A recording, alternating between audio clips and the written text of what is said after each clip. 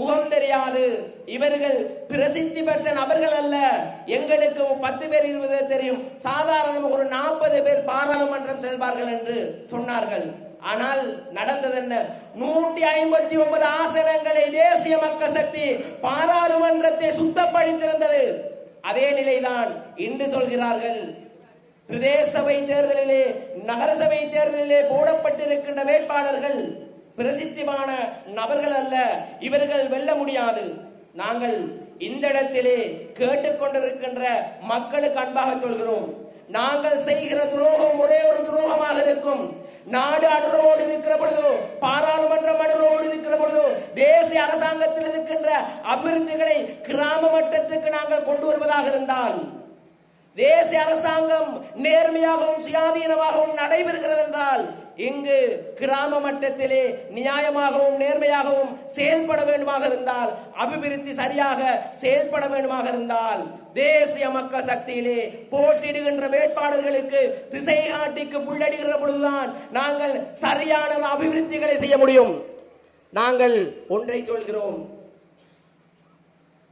பெரிய முதலைகள் எல்லாம், பெரிய திருடர்கள் எல்லாம் வரிசையாக சிறைக்கு செல்கிறார்கள். நாங்கள் சொல்கிறோம் அது போதாது. காரணம், கீழ்மட்டத்திலே இருக்கின்ற பிரதேச சபை உறுப்பினர்களிலிருந்து இத்தனை காலங்களாக கான்களையும் வீதிகளையும் கட்டி கொமிஸ் அடித்த பிரதேச சபை உறுப்பினர்கள் கீழிருந்து சிறைக்கு செல்ல வேண்டும். அதற்குத்தான் சொத்து விடுப்பு சட்டம் பாராளுமன்றத்திலே நிறைவேற்றப்பட்டிருக்கிறது.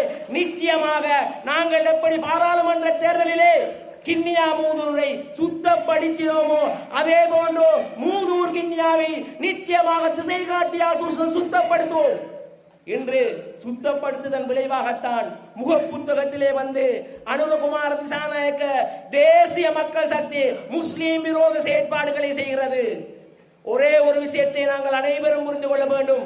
சந்தோஷமான செய்தி, இந்த நாட்டிலே 76 வருடங்களுக்கு பிறகு தமிழ், சிங்கள, முஸ்லிம் 3 இடவாதங்களும் தோற்கடிக்கப்பட்டு இந்த நாட்டிலே சுயாதீனமாக இலங்கையர் என்ற ஒரு கொள்கையை இந்த அனுரகுமார திசாநாயக்க ஆட்சியிலே நாங்கள் ஏற்படுத்தியிருக்கிறோம்.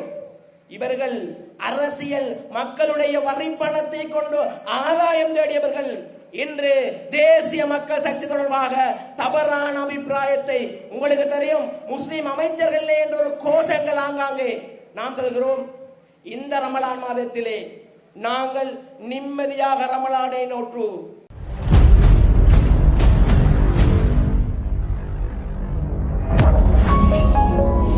You're watching the Life Traveler channel.